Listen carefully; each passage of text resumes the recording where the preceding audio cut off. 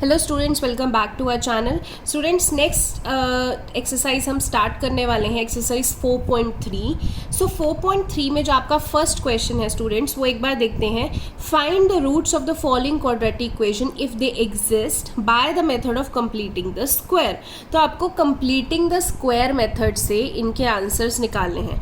देखो, completing the square method last year he cut चुका था, तो आपको स्कूल्स में भी नहीं कराया जाएगा। अगर फिर भी इन केस किसी स्कूल में कंप्लीटिंग द स्क्वायर मेथड कराया जाता है तो वो मुझे आप इन्फॉर्म कर दीजिए, मैं एक बार आपको समझा दूंगी, बट ये पेपर में नहीं आता है, इसीलिए मैं ये क्वेश्चन आपको कंप्लीटिंग द स्क्वायर मेथड से नहीं करवाने वाली हूँ। इसके लिए हम बस रूट्स निकालेंगे। तो रूट्स हम क्वाड्रेटिक फॉर्मूला से निकाल सकते हैं या स्प्लिटिंग द मिडिल टर्म से निकाल सकते हैं। अब क्वाड्रेटिक फॉर्मूला तो आपने किया नहीं है, वो मैं सेकेंड क्वेश्चन में आपको बताऊंगी। फर्स्ट क्वेश्चन हम स्प्लिटिंग द मिडिल टर्म से करते हैं, ठीक है। इस क्वेश्चन के 4 पार्ट्स हैं, 2 पार्ट मैं करके दिखाऊंगी, 2 पार्ट आप खुद करेंगे। सो पहले फर्स्ट पार्ट कर लेते हैं। 2x² - 7x + 3 = 0।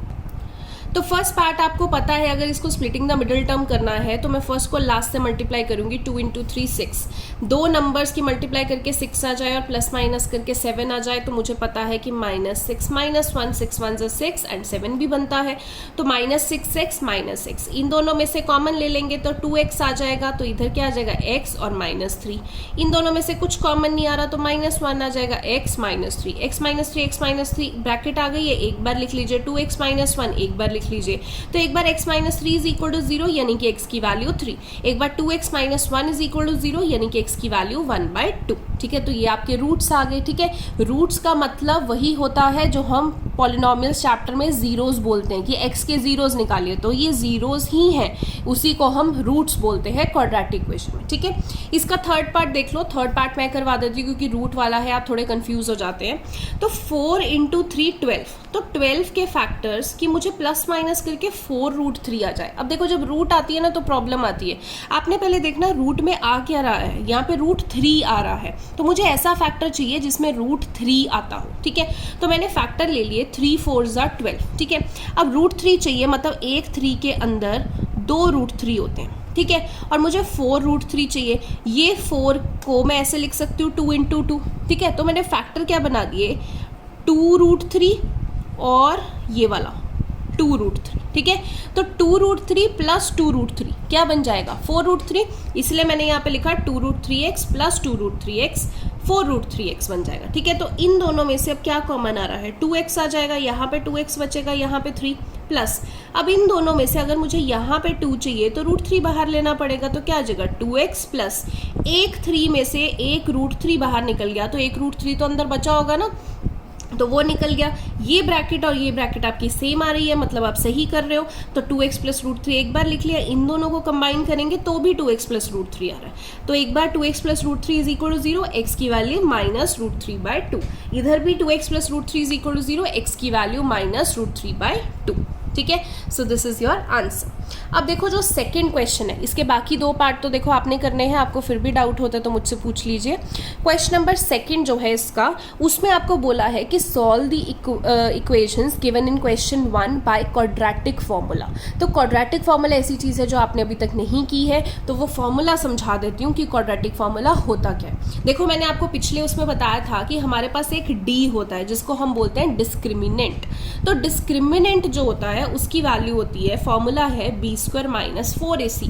अब ये BAC कैसे आएगा, ये क्वाड्रेटिक इक्वेशन से आएगा। आपकी क्वाड्रेटिक इक्वेशन की स्टैंडर्ड फॉर्म ये होती है, तो मतलब x² के साथ वाला a, x के साथ वाला b और कांस्टेंट c। ठीक है, तो जब भी आपको क्वाड्रेटिक फॉर्मूला लगाना है, आप पहले d निकालो, b² - 4ac। ठीक है, अब d निकाल दिया तो x की वैल्यू कैसे निकलती है, क्योंकि उसमें भी तो हम x की वैल्यू निकालते हैं स्प्लिटिंग द मिडिल टर्म में। क्वाड्रेटिक फॉर्मूला में भी x की वैल्यू निकलेगी, वो कैसे निकलेगी, -b ± √d/2a।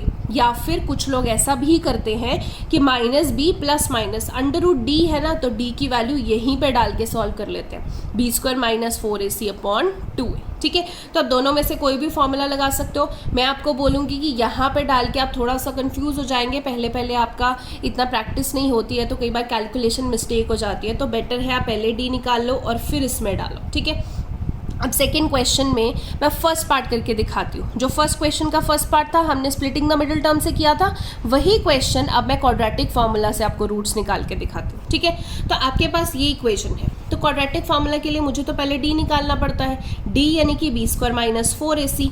अब बी की वैल्यू कौन सी होती है, जो एक्स के साथ है यानी कि -7, तो -7 का स्क्वायर -4। ए क्या होता है, जो एक्स स्क्वायर के साथ है यानी कि 2।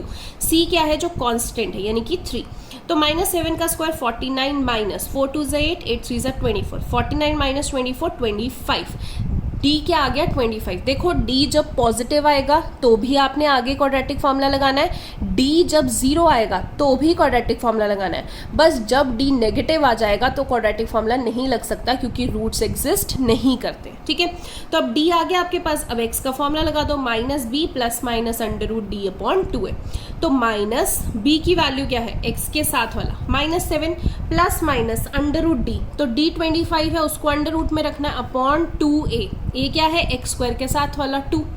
तो माइनस माइनस प्लस हो जाएगा, प्लस माइनस। अब 25 आपको पता है 5 का रूट होता है, /2 2 = 4। तो अब आपके पास x की वैल्यू क्या आएगी, प्लस माइनस लिखा हुआ ना, तो एक बार x आप निकालोगे 7 + 5/4 या फिर एक बार x 7 - 5/4। तो 7 + 5 12/4, x की वैल्यू 3 आ जाएगी।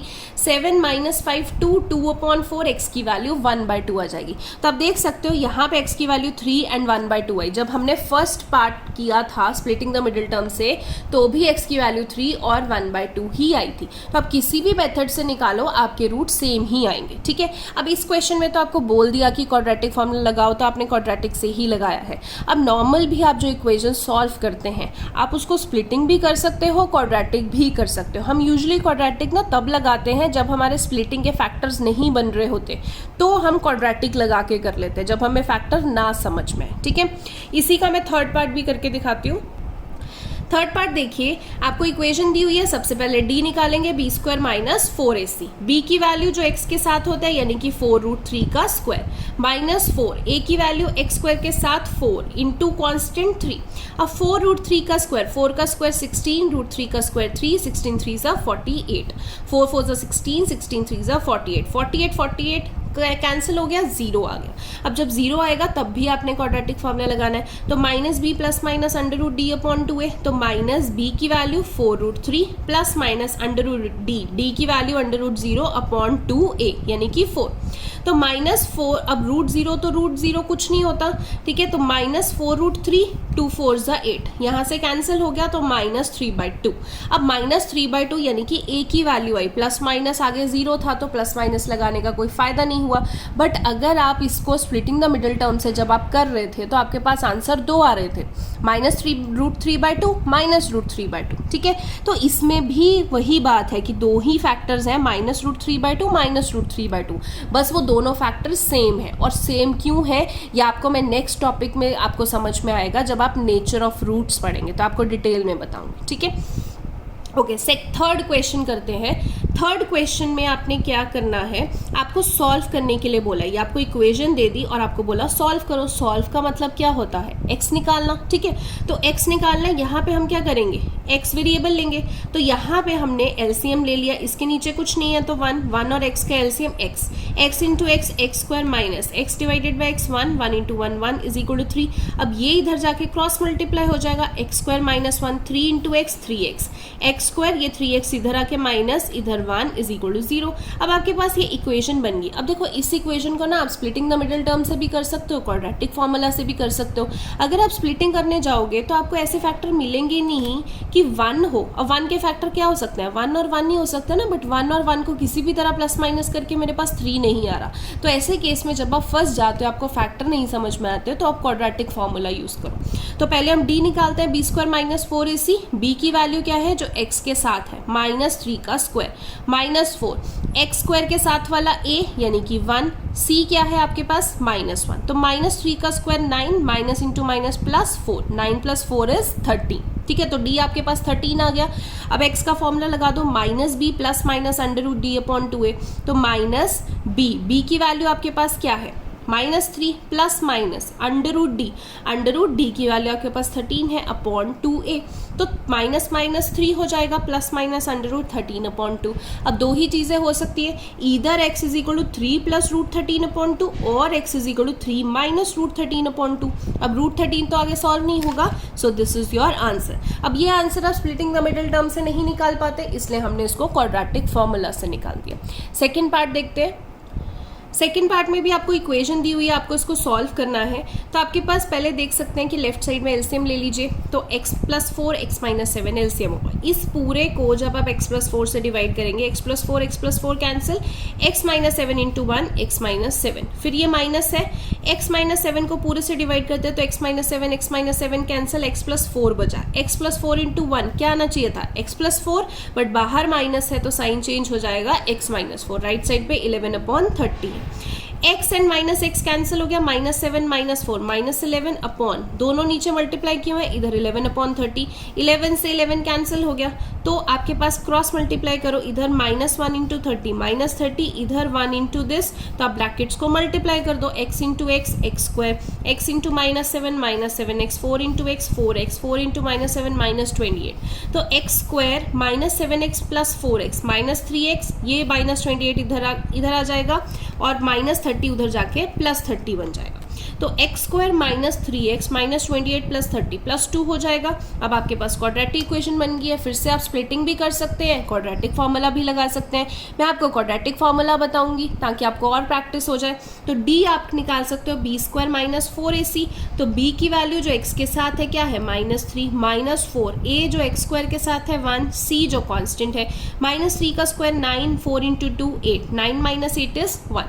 अब आप क्वाड्रेटिक फार्मूला लगा दीजिए, x -b plus minus √d/2a, तो -b की वैल्यू आपके पास हो जाएगी -3 प्लस माइनस √d की वैल्यू क्या है आपके पास 1/2, a की वैल्यू क्या है 1, तो 2 आ जाएगा, 2 इंटू 1, तो आपके पास क्या आ गया, x की वैल्यू 3 प्लस माइनस, अब 1 का अंडर रूट तो 1 ही होता है, तो 3 + 1/2 होगा एक बार, और एक बार x 3 - 1/2 होगा, यानी कि 3 + 1 4, 4/2 इज 2, 3 - 1 2, 2/2 इज 1। ठीक है, तो ये आपके पास आ जाएगा। तो अभी तक हमने ये देखा है कि अगर d 0 हो या फिर d > 0 हो तो रियल रूट एग्जिस्ट करती हैं, मतलब आपने उसके बाद क्वाड्रेटिक फॉर्मूला आप लगा सकते हो।